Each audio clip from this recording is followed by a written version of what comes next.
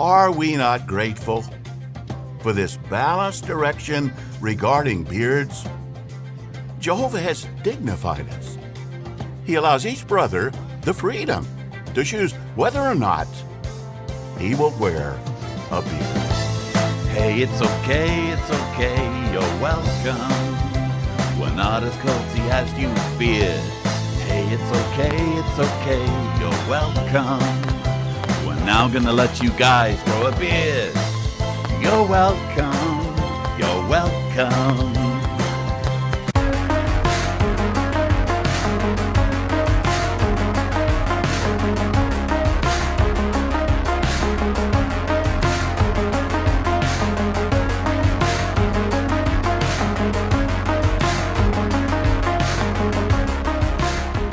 Hello and welcome to The Attic for this special response video to the 2023 Governing Body Update number 8 video, which was released on Friday. This is now Wednesday 20th, so Friday would have been the 15th of December. It was a Christmas present from the Faithful and Discreet Slave, a 19-minute video that was predominantly to do with this U-turn on the beard rule. Now, to be clear, it's never really been, well, it has been put in writing, but it's not like a set-in-stone principle that you're going to die at Armageddon if you have a beard, or you're going to be disfellowshipped. It's never been that serious.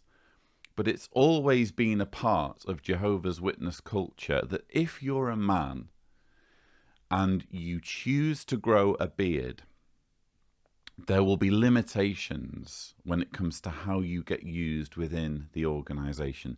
I say always a part of Jehovah's Witness culture. There was obviously a time going way back in the organization's history where beards were okay.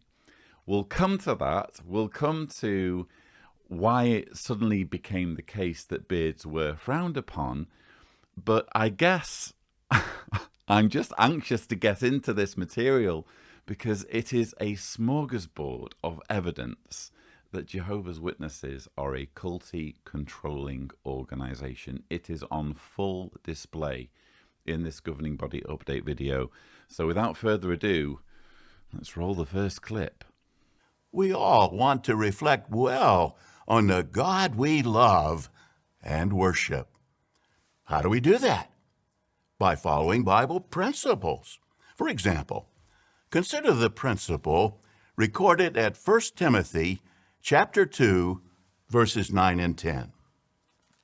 Likewise, the women should adorn themselves in appropriate dress, with modesty and soundness of mind, not with styles of hair braiding and gold or pearls or very expensive clothing, but in the way that is proper for women professing devotion to God, namely through good works.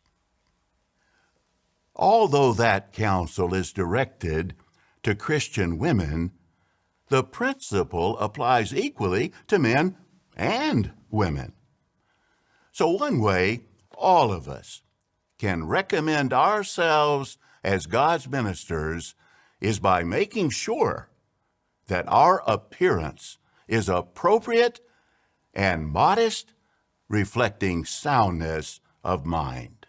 Soundness of mind is apparently what Stephen Lett is about, if you say so.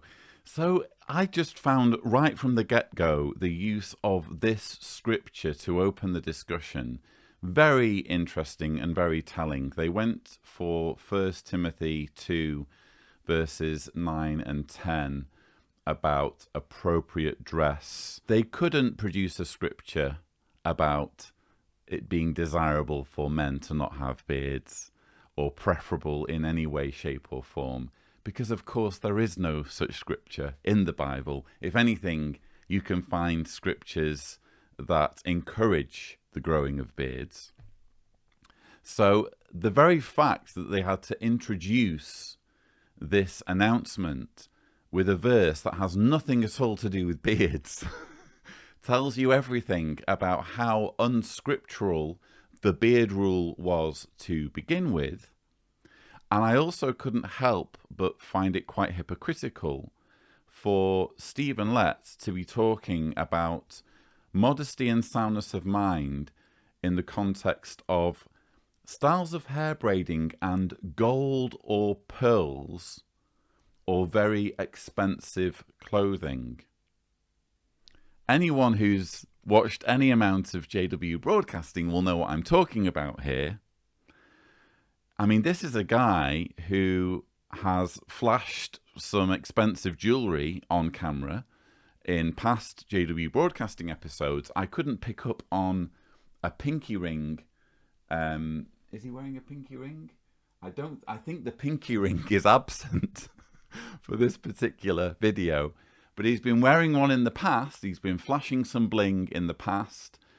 Stephen Lett is also known for his tie clips. Is he wearing a tie clip? I think there is a tie clip there, but probably a little bit more of a muted one. But he's known for some, you know, quite loud, again, blingy tie clips. And there's also been the likes of Sam Hurd doing the JW Broadcasting, flashing expensive Rolex watches. So, you know, the scripture that they've chosen, I'm not sure the governing body members as individuals even match up to the advice that's being given here. But does that mean that all of Jehovah's Witnesses make the same choices? Should we wear a uniform or adopt a single form of appropriate dress and grooming? Of course not.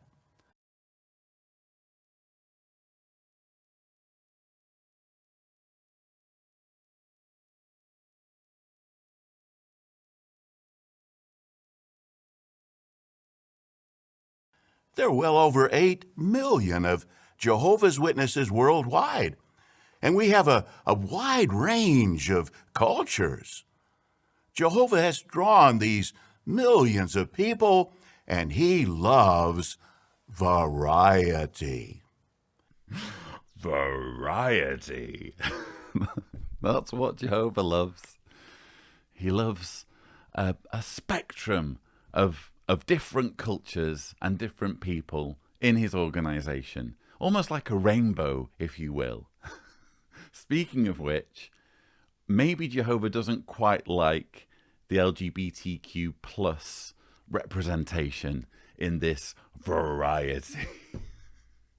I think that is total nonsense. I mean, obviously, if you're a Jehovah's Witness watching this, you're going to be thinking of international conventions and the fact that at these events, Jehovah's Witnesses are allowed to show up wearing national dress.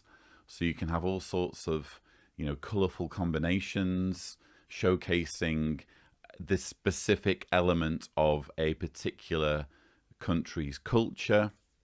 But when it comes to anything cultural whatsoever that disagrees with the Jehovah's Witness culture, of course there is no such thing as variety. Of course it all comes down to a uniform way of doing things. It may not be an actual uniform. It may not be a case of, as with the Mormons, wearing the, you know, the white shirt, the black tie, and the badge card. But make no mistake, Jehovah's Witnesses are obsessed with appearance, always have been. They're obsessed with policing appearance and clamping down on anything that comes even close to contravening their rules when it comes to what they consider to be modest or appropriate. But now we ask, what about the wearing of a beard? Is that an appropriate choice for a brother to make? To help us answer that question, let's watch the following video, which reviews the history of beards among Jehovah's people. In patriarchal times, it was customary for men to wear beards. This practice continued among the Israelites, An Israelite man would shave only when he was humiliated or grieving. For example, when the king of Ammon humiliated David's servants by shaving their beards, David protected their dignity by telling them, "Stay in Jericho until your beards grow back, and then return." Centuries later, the prophet Ezekiel shaved his beard and his head to symbolize the great distress and grief that would soon afflict Jerusalem. What about Jesus? Did he too, as an Israelite, wear a beard? For some years, based on the conclusions of certain archaeologists, our publications most often portrayed Jesus as clean-shaven. Based on the conclusions of some archaeologists, which archaeologists were jumping up and down at any point saying Jesus didn't have a beard? I think that is, again, just totally bogus information that is being thrust upon the Jehovah's Witness audience. Interestingly, they are going to refer to questions from readers in the Watchtower of May 1st, 1968, which they are going to give us as the point in which they started to depict Jesus with a beard, because I'm not going to show you now, but if you actually check the organization's publications conspicuously from the Rutherford era, so from when Rutherford took over in 1919 onwards, you start to see pictures in the publications, including some quite elaborate paintings showing a clean-shaven Jesus. Now, there's a reason for this, which I'm going to get into, but let's just look at a questions from readers in the 1954 Watchtower. This is the August 15th issue, page 511 in the bound volumes. There's a question from MH, United States. The traditional picture of Jesus shows him with long hair and beard, but the Watchtower publications illustrate him as beardless and with short hair. Which is correct? So 1954, this gets flagged by MH. I'm not going to read the whole article, but let's just dip into it, shall we? The later Watchtower publications show Jesus as beardless and with short hair because he is shown that way in representations of him that are older than the traditional effeminate-looking picture. In an ancient beaker or cup found at Antioch, Syria, which purports to represent Jesus and his disciples at the memorial supper, Jesus is engraved thereon as a beardless young man, while some of his disciples are pictured with beards. For a photograph of this, see Harper's Bible Dictionary, page 22, in the midst of the article, Antioch, the Chalice of.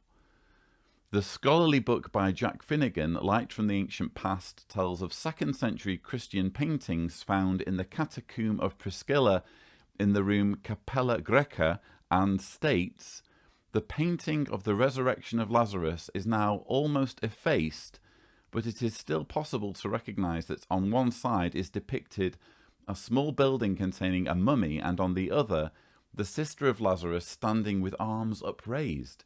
In the middle, Christ is shown facing toward the tomb and with the right hand uplifted in a gesture of speech.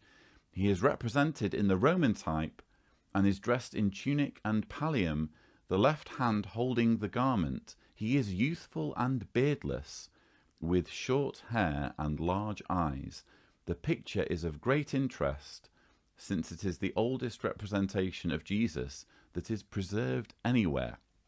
And I'm going to skip down to later on in the article. You'll have picked up where it starts off by saying that to wear a beard would be effeminate looking, or it hints in that direction. And then it says, since the Bible does not describe Jesus' facial appearance or indicate he had a beard of length, we follow the oldest archaeological evidence rather than the later traditional view that makes Jesus appear effeminate and sallow and sanctimonious. Isn't that interesting language to be using? So 1954, they are referring to depictions of Jesus wearing a beard as showing him to be effeminate. Apparently it's effeminate to wear a beard. I can't understand how that can possibly be. And sallow and sanctimonious. It's a prideful thing. You're being sanctimonious. I'm laboring on this point because this is the sort of language you use when you want to control people. This is their way of saying, you know, quite apart from the issue of whether Jesus wore a beard or not, this is the language they are using regarding people who wear beards. But the point is, they weren't coming up with any good reasons for depriving Jesus of his beard in this period in the organization's literature where Jesus appeared clean shaven. All they could come up with was, well, someone found a cup and on that cup Jesus didn't have a beard, so we're going with that. In 1968, the Watchtower considered more reliable evidence from both historical sources and the scriptures. None of the four Gospels indicate that Jesus' appearance stood out as different. He did what was customary among Jewish men at that time. He wore a beard. Our videos and artwork in our publications ever since have consistently portrayed Jesus with a well-groomed beard. By the time the Christian congregation was established, the Romans had adopted the practice of shaving. Were Jewish Christians then expected to shave, or were Gentile Christians expected to grow beards in order to blend in with their Jewish brothers? Evidently not, since the scriptures neither command true worshipers to grow a beard nor command them to shave. This was a matter of personal decision. In the late 19th and early 20th centuries, beards were common even among the Bible students, as seen in these photos of Pilgrim brothers who traveled for the organization. Brother Russell, too, wore a beard. One newspaper editor called him a well-groomed minister. He said, "It had never occurred to me he was any different from thousands of other preachers. His soft, white flowing beard is the beard of a patriarch, a father. It gives you confidence." It gives you confidence. A beard's going to give you confidence in what someone's saying. Always trust someone who wears a beard, I think is the message there. But yeah, that last quotation from an unnamed newspaper editor about Russell looking patriarchal was very interesting. He looks like a father. He wasn't a father. He didn't have any children. So it's odd that they're making that connection. But you'll notice as well, they said from the late 19th to early 20th centuries, it was common for Bible students, which was the name of the group that would later become, you could argue, Jehovah's Witnesses. It was common for Bible students to have beards. When they say early 20th century, what they mean is up until when Rutherford took over, which was in 1919, and from that point onwards, that was when the organisation started to clamp down on beards. I'm going to come to why very shortly, but let's just go back to that 1968 Watchtower questions from readers that they quote from, or they don't quote from it actually, which is irritating. They just show it briefly on the screen. I guess if you're feeling quite studious as a Jehovah's Witness, you might want to look it up. But for the most part, I think the audience will just kind of gloss over this and think, okay, well, you know, they're crossing the T's and dotting the I's. They're showing us, you know, the history of beards in the organization. They're not necessarily going to look this up, but let's look it up. And let's just read from the beginning, or the beginning paragraph. So the title or the question is when Jesus Christ was a man on earth, did he wear a beard? From KA USA. Biblical evidence is the most reliable testimony to be found on this question, and a recent careful review of what it says indicates that Jesus did indeed have a beard. So we're not going with the cup thing anymore. We've chucked away the cup. That's no longer permissible as evidence. Neither are those pictures in the catacombs that we were referring to. We've decided that that doesn't count anymore. We've had a recent careful review of the Bible, as though they weren't supposed to be carefully reviewing the Bible to begin with, when they started depicting Jesus without a beard, which is quite a big deal, I think we can agree. It's quite a bold move to consistently, over many years, depict Jesus without a beard. Why couldn't they undertake a careful review of what it says in the Bible before they started making all these depictions of Jesus beardless? But anyway, Jesus, born a Jew, going back to the article, came to be under law, and he fulfilled the law. This was in order that he might pave the way for the abolishing of the law and for release of the Jews from the curse of the law, the condemnation of death that it brought against them. Like all other Jews, Jesus was under obligation to keep the whole law. One of the commandments of the law was, you must not cut your side locks short around, and you must not destroy the extremity of your beard. So we've decided that Jesus did have a beard, because it's kind of obvious that if he was Jewish and looked upon with some degree of respect as a Jewish leader, of course he would have had a beard. You know, it would have been a massive controversy if he hadn't had a beard, or he certainly would have found it very difficult to develop any kind of gathering back in those times without a beard. They go from a half-baked explanation for depicting Jesus without a beard that involves a cup. And they go to saying, well, actually, it's kind of obvious that Jesus would have had a beard, so oops, you know, we're going to start showing Jesus with a beard. I think we need to answer the question, and I've already done this in a previous video. Here's a thumbnail if you want to check it, but I've dealt with this already extensively, and I'm going to try and summarize this as briefly as possible.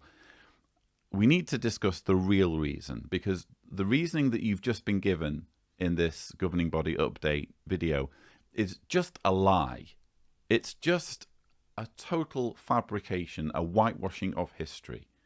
If you want to know why beards were banned under the presidency of Joseph Rutherford, all you really need is a copy of this book, 30 Years a Watchtower Slave. Here's my personal copy.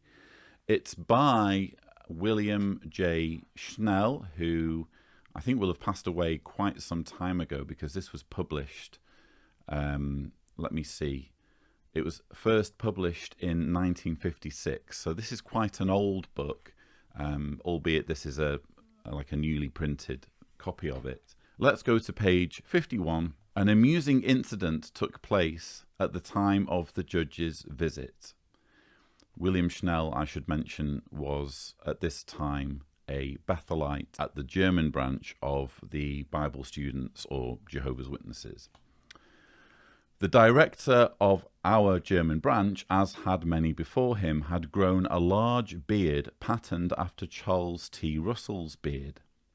The judge did not want anything at all to remain which might remind him of Russell, not even the cultivation of a beard. So, sitting at the table for dinner one night, within my earshot, the director asked the judge for one more large rotary press. The judge said nothing for a while, merely ate. Then suddenly he looked up, his eyes pinned severely on the director's huge beard, and said, "I will buy you the press if you take that thing off." pointing to the beard. It surely shocked the director's sensibilities, but he meekly heeded the warning and soon shamefacedly appeared minus his beard. That's why Jehovah's Witnesses for so long weren't allowed beards. That's why Jesus was depicted without a beard. It was all to do with Joseph Rutherford, who, the more we delve into this character from Jehovah's Witness history, the more we learn was simply a megalomaniac. He was a total narcissist. He took over from Russell in 1919 and completely reinvented the religion in his image to reflect his personal opinions and his personal views. And his personal opinions and personal views were actually quite shocking, as I've touched upon in many, many videos, but we won't go into that. This was all about power, control, and one man's personal vendetta against his predecessor, who, among other things, was known for his patriarchal beard. Rutherford wanted nothing that would remind him, apparently, of Russell, and that's why beards were banned. Soon after World War I, shaving enjoyed a resurgence in popularity.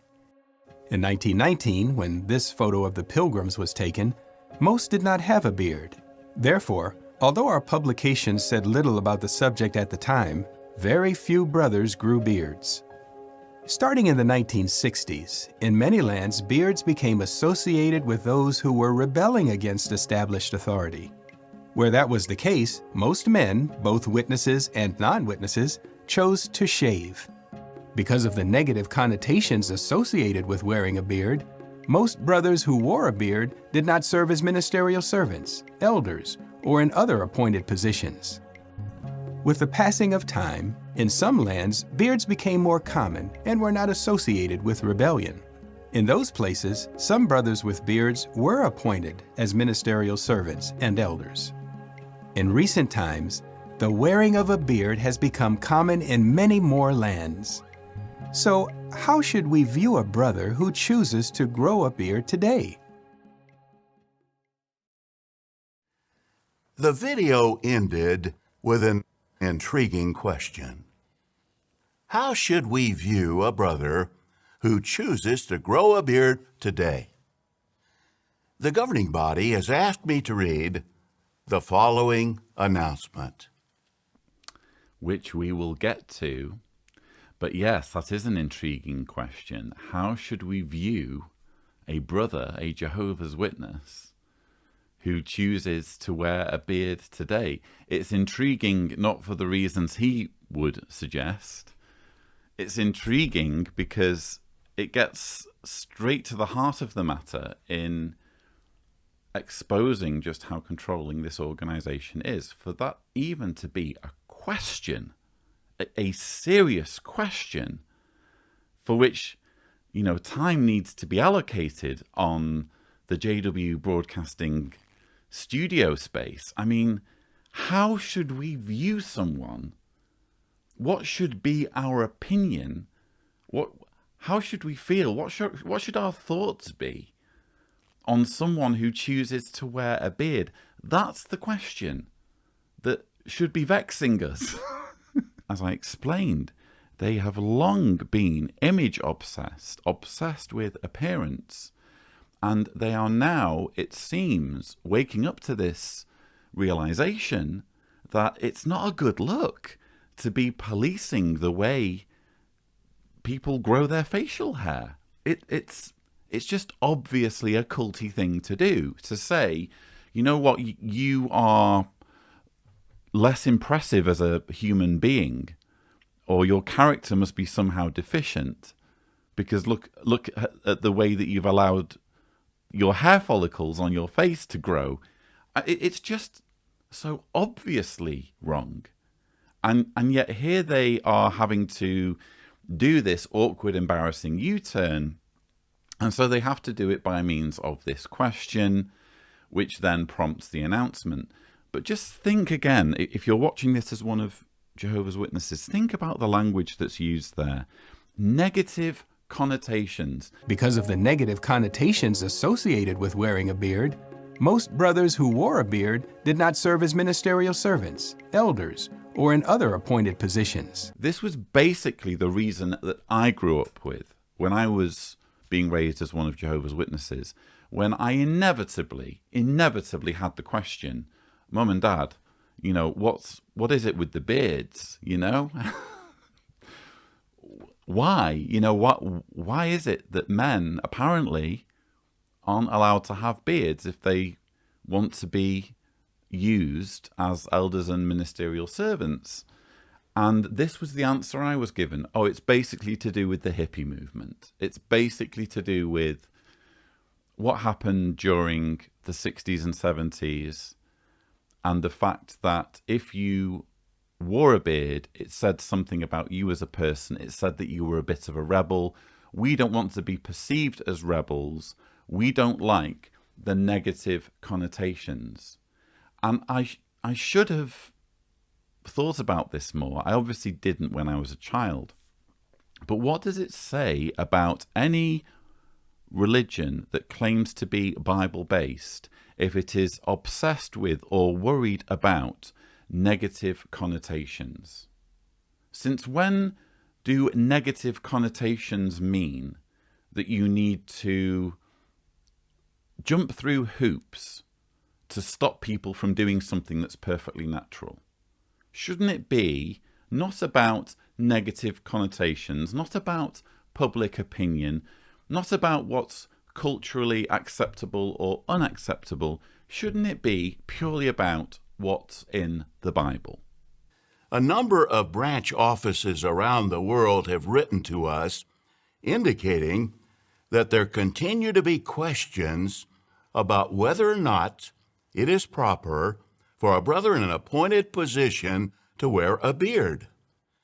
After prayerful consideration, the governing body has concluded that there is a need to clarify this matter. The governing body does not have an issue with brothers wearing beards. Why not? Because the scriptures do not condemn the wearing of beards.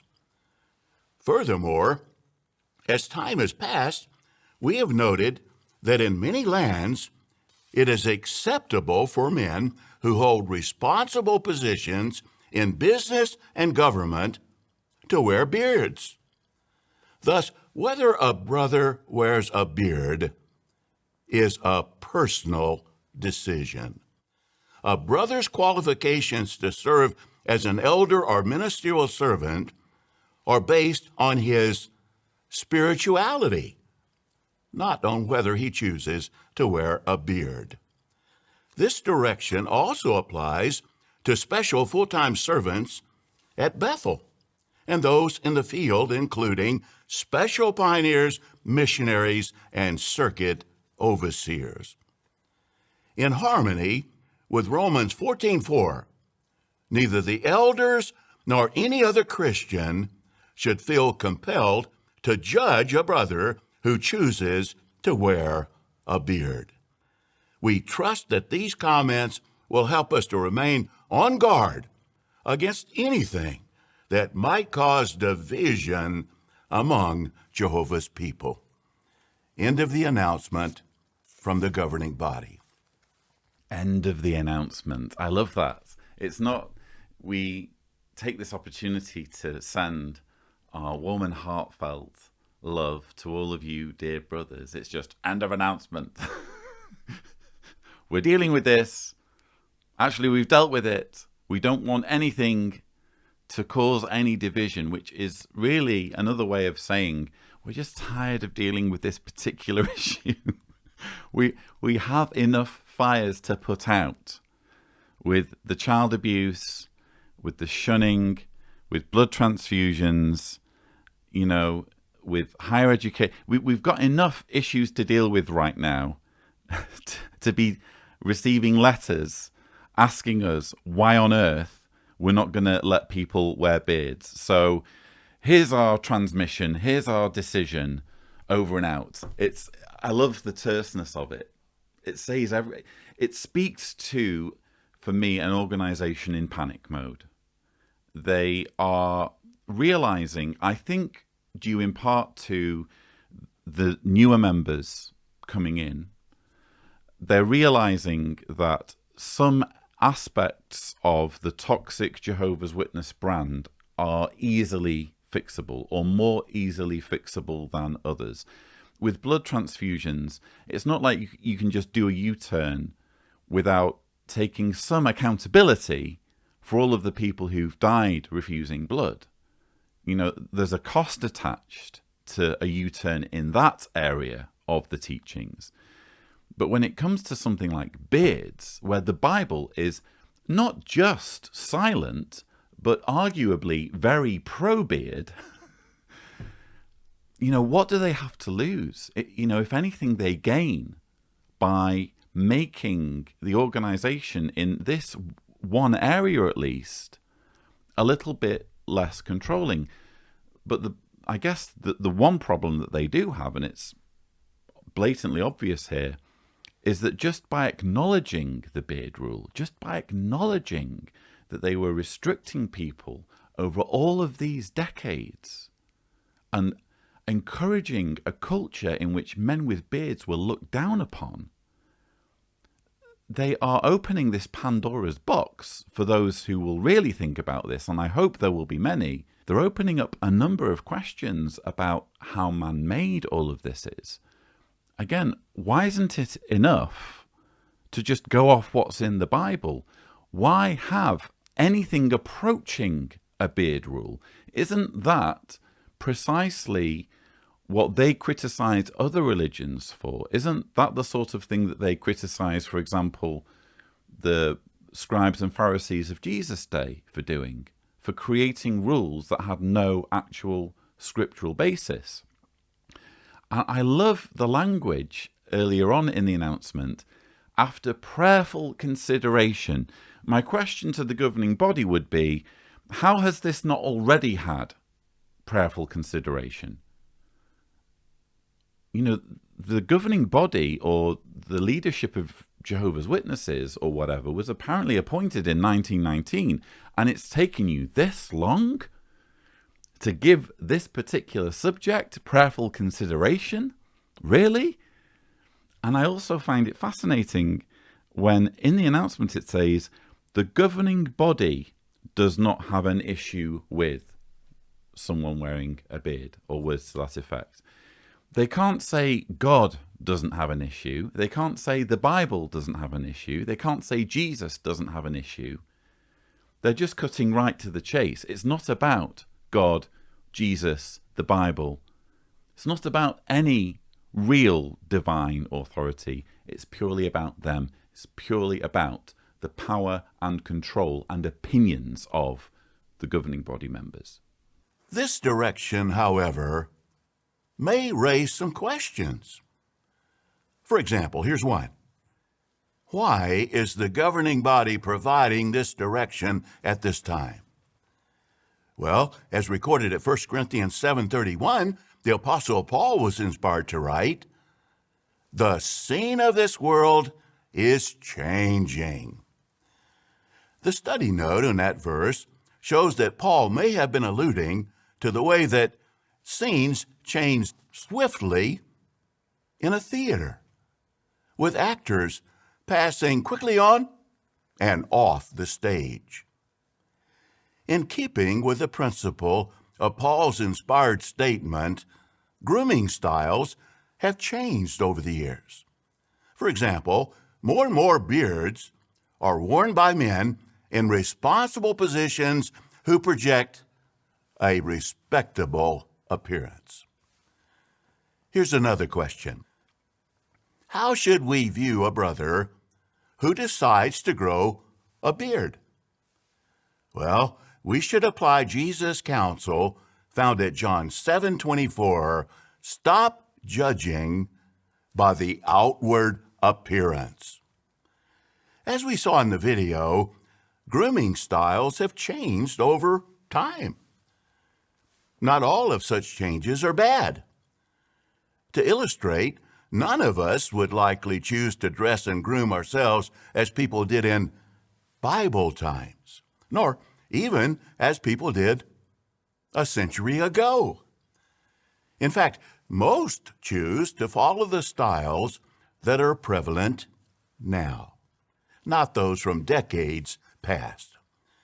Generally speaking, it's not bad or wrong to dress and groom ourselves as people in our community commonly do, as long as that style does not violate Bible principles.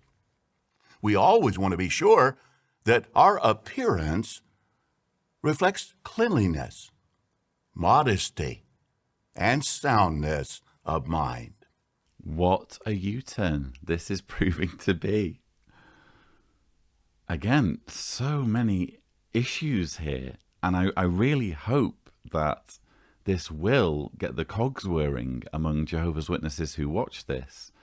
He quotes from 1 Corinthians 7:31, the scene of this world is changing, in giving justification for this U-turn on beards.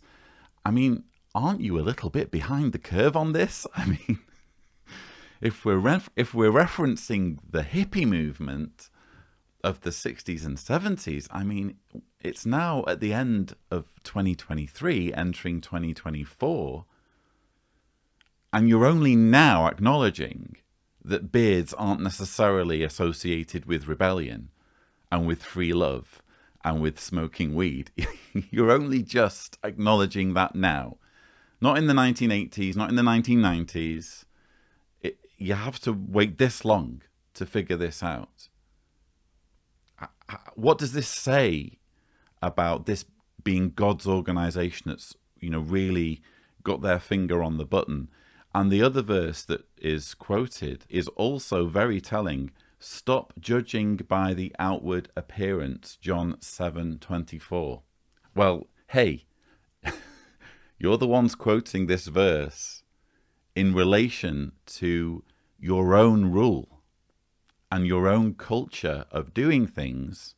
You have just applied the words of Jesus to yourselves. It's not me doing it. I'm not the one that's plugging this Bible verse out. You've essentially, you being the governing body, you have identified a very, very toxic atmosphere and culture within the organization of judging by the outward appearance. And you have applied that particular verse, these words of Jesus, to your own organization and the way your organization over which you presided did things for decades. Then we have Stephen saying, Generally speaking, it's not bad or wrong to dress and groom ourselves as people in our community commonly do. I mean, if it's what other people in the community are doing, generally speaking, I guess it's okay. That's apparently the way Jehovah's Witnesses should think. Only clearly it isn't.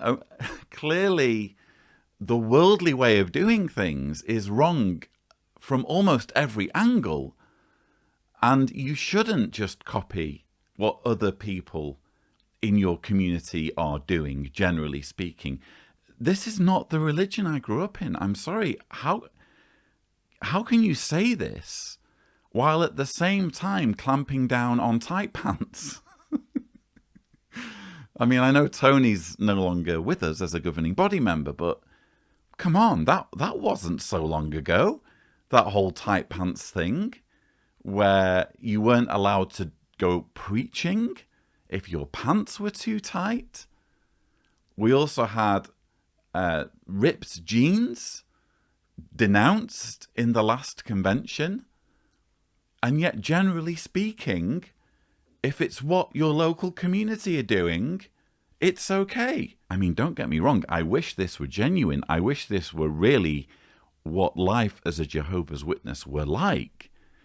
But anyone who spent any time as a Jehovah's Witness knows that the reality is very, very different from how Stephen Lett is now suddenly portraying the Jehovah's Witness religion. Here's another question. How can we promote unity in light of this direction? Well, after viewing this program, some might have to contend with strong feelings. For example, some might feel as though they've been vindicated, saying, in effect, "This is what I've been saying for a long time. This proves that I was right all along." Others might feel disappointed, saying, in effect, "I supported the policy about grooming for all those years. Now I feel let down." But is either reaction appropriate? Not really. Note what the Apostle Paul was inspired to write at 1 Corinthians chapter 1 and verse number 10. "Now I urge you, brothers, through the name of our Lord Jesus Christ, that you should all speak in agreement, and that there should be no divisions among you, but that you may be completely united in the same mind and in the same line of thought." How does that principle apply here? Well, if we've been promoting our own opinion on this subject, contradicting the guidance from the organization, have we been promoting unity? Have we helped the brotherhood to be completely united in the same line of thought? Clearly not. Any who've done so need to adjust their thinking and attitude. On the other hand, if we've loyally supported the organization's direction over the years, do we have any scriptural reason to regret our course? Certainly not. Jehovah values our loyal service. He also appreciates our humble willingness to be obedient and submissive to the direction we receive from God's organization. So what we're now getting is the debrief. Jehovah's Witnesses are being told, having received this bombshell news, hey, you have autonomy now in deciding for yourselves whether you have facial hair, if you're able to grow facial hair. You can decide for yourselves. They're now being told how to feel about this news. They're being told how to think. Again, this is a banquet of examples of how culty and controlling this organization is. They can't just do a U-turn. They can't just say, you know what, we made a mistake. Sorry about that. We should have realized this sooner. We understand. We accept that this was an unbiblical policy, an unbiblical rule. We accept that, and now we're putting it right. And we'd like to apologize if we've made anyone feel bad or caused any undue harm or distress to people during the decades when this policy was enforced. They can't just be humble, can they? And make that sort of admission. They've got to say, okay, things are changing, over and out, deal with it. And when we say deal with it, we want you to deal with it in the way that we tell you. You're not allowed to feel proud or vindicated if you previously agreed with the position that we have only now reached. If you were previously against our no beard rule and just went along with it because you had to, don't you dare start feeling proud and vindicated now. Those feelings are forbidden. We forbid those thoughts in your brain. And the same goes for if you're feeling bad because you supported us and now we're abandoning you. You don't get to feel resentment either way. Just be happy. Think happy thoughts, and everything's going to be great. Back in the 1st century CE, some Christians allowed the issue of circumcision to cause division. But the Holy Spirit directed the governing body to resolve that issue and promote unity. Fact check, no, that's wrong. That's a lie. The Bible doesn't use the phrase or term governing body. What Stephen Lett just told you there is revisionism, to put it mildly. When the circumcision issue came up, it was decided upon by the apostles and older men.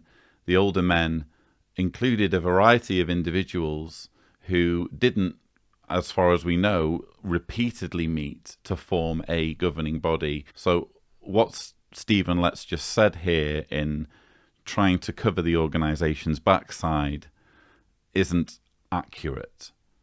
There were certainly issues that the 1st century Christians contended with surrounding circumcision, but they weren't dealt with by a governing body. Governing body is a corporate term. It's not a spiritual or scriptural term. Similarly, the governing body today is striving to promote unity. We would never want the matter of beards to cause division among us. All of us need to remember that the earthly part of Jehovah's organization is always striving to reflect the heavenly part, to keep up with it, as it were. Remember how fast the chariot in Ezekiel's vision moved? Like flashes of lightning.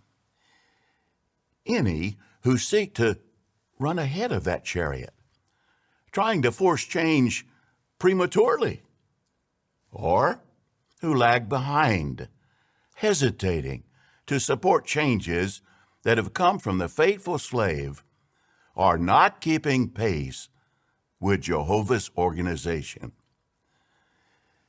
In conclusion, are we not grateful for this balanced direction regarding beards? Jehovah has dignified us. He allows each brother the freedom to choose whether or not he will wear a beard. We're confident that all of you are determined to keep pace, adjust your views as needed, and continue to serve Jehovah loyally, promoting love and unity among your brothers and sisters. From the world headquarters of Jehovah's Witnesses, this is JW Broadcasting. So yes, that's the GB update number 8 for 2023. That's the beard announcement. And apparently Jehovah's Witnesses are to feel gratitude. They're to be thankful, as I joked at the beginning of this video with my whole little "you're welcome" thing. Isn't that the attitude that's being projected? You should thank us. You should thank us because we're giving you this new freedom. We're unlocking this privilege that gives men, or those who can grow beards, the dignity to make their own decisions about their facial hair. Jehovah has dignified us, is what Stephen Lett said there. Again, what does that say about the status quo before this U-turn? Right up until the 15th of December 2023, was Jehovah not dignifying us? Was Jehovah's organization depriving us or depriving Jehovah's Witnesses of their dignity by removing such a basic freedom, the basic freedom of deciding whether you grow your facial hair or not?